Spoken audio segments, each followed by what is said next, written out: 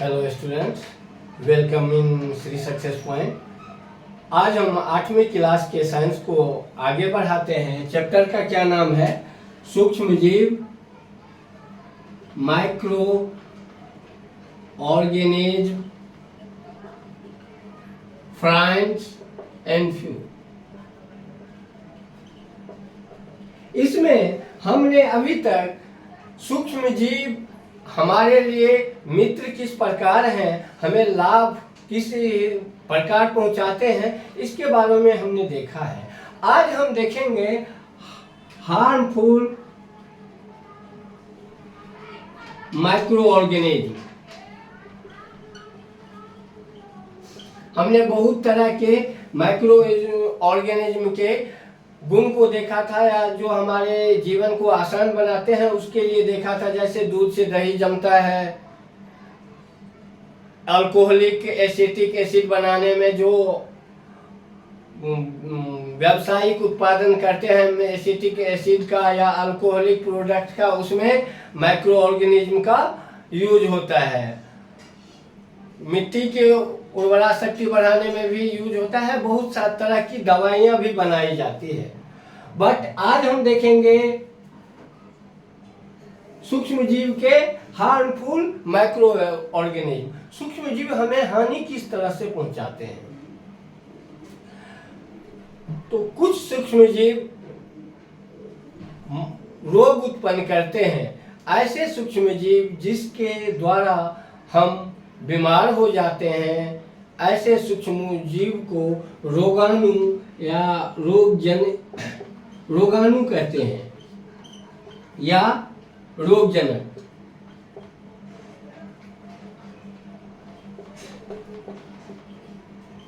वे सूक्ष्म जीव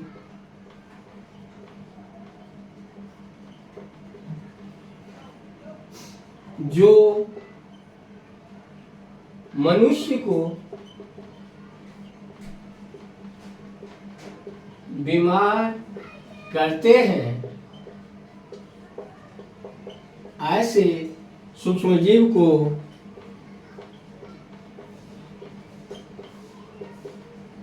रोगाणु कहते हैं।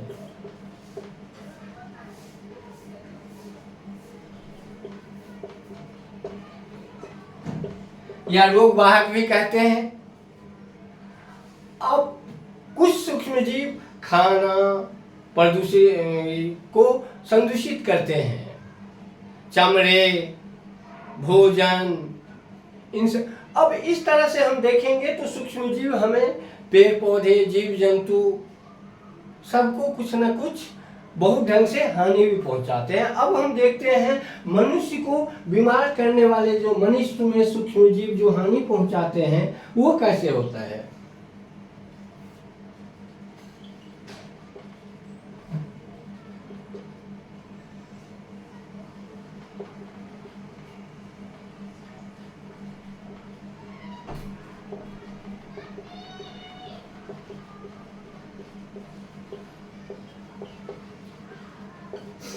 मनुष्य को हानि पहुंचाने वाले सूक्ष्म जीव कौन से हैं?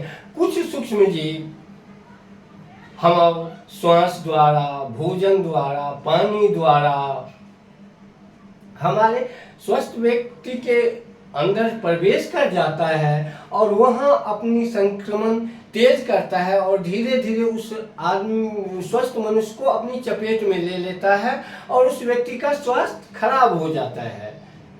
तो इस तरह से वो मनुष्य बीमार पड़ जाते हैं। वो चाहे श्वास के द्वारा गया हो या भोजन के द्वारा गया हो, या हो सकता है एक दूसरे के संपर्क में आने से आ गया हो। वे समस्त बीमारियां जो एक व्यक्ति से दूसरे व्यक्ति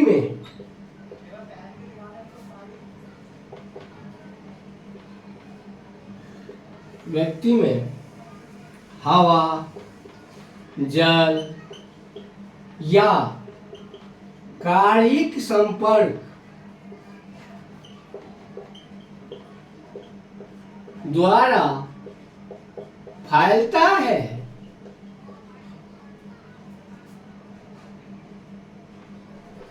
उसे संक्रमित रोग या कम्युनल डिजीज कहते हैं।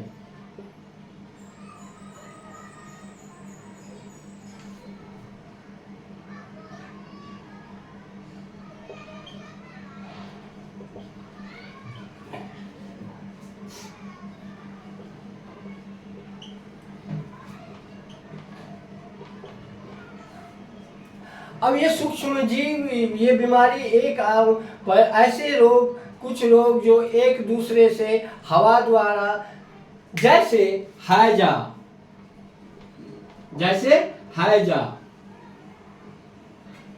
खांसी, जुकाम,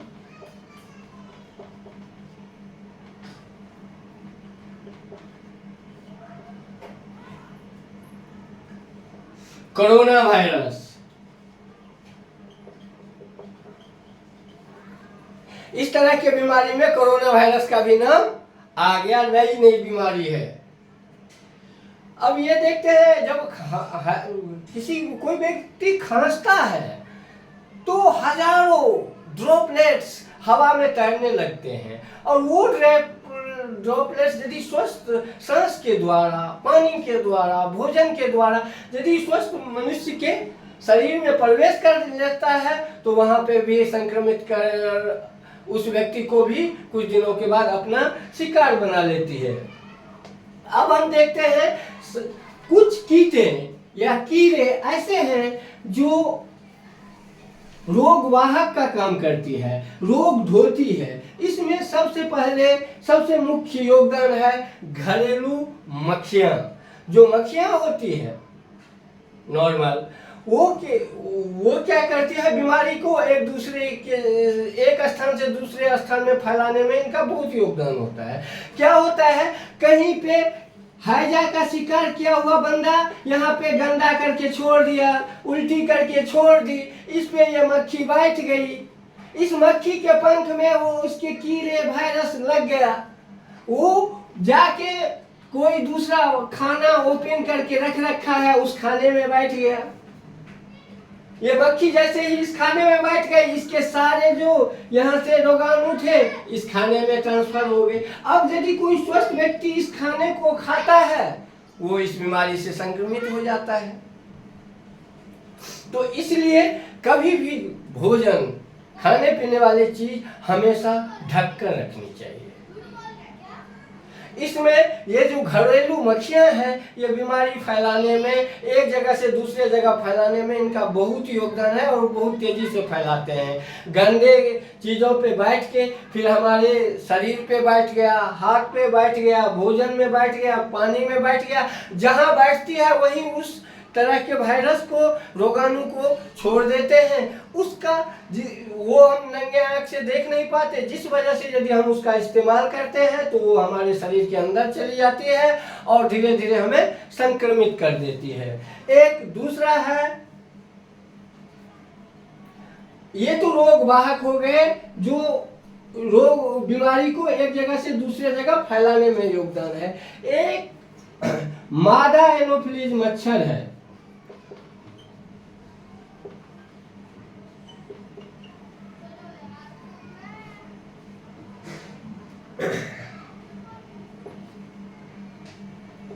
ये मादा एनोफिलीज मच्छर जो है,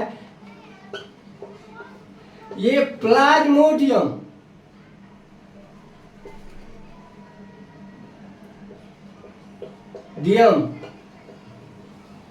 जो डेंगू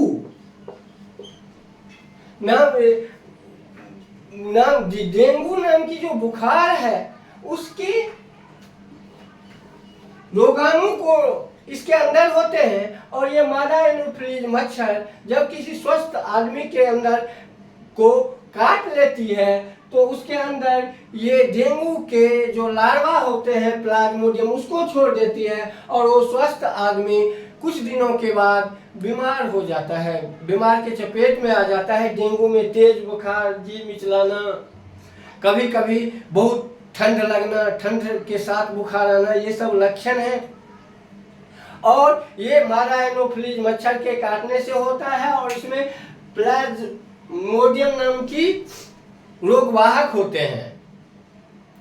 और ये मच्छर कैसे पैदा होते हैं? गर्मी के दिनों में कूलर, टायर, कहीं पूजा का जो हमारी जगह वो होती है उसमें भी हम जल चढ़ा देते हैं, जहाँ पानी रुक जाता है कुछ दिन, जहाँ पानी जमा एकत्रित हो जाते हैं उसमें मच्छर पनपते हैं और फिर वो मच्छर बहुत तरह की बीमारियां फैलाती है। इसलिए हम ध्यान रखेंगे कहीं पे मच्छर पानी जमा न होने दे। यदि कहीं पानी जमा है कूलर वगैरह में तो उसमें केरोसिन, पेट्रोल वगैरह डाल दिया जाता है। धन्यवाद।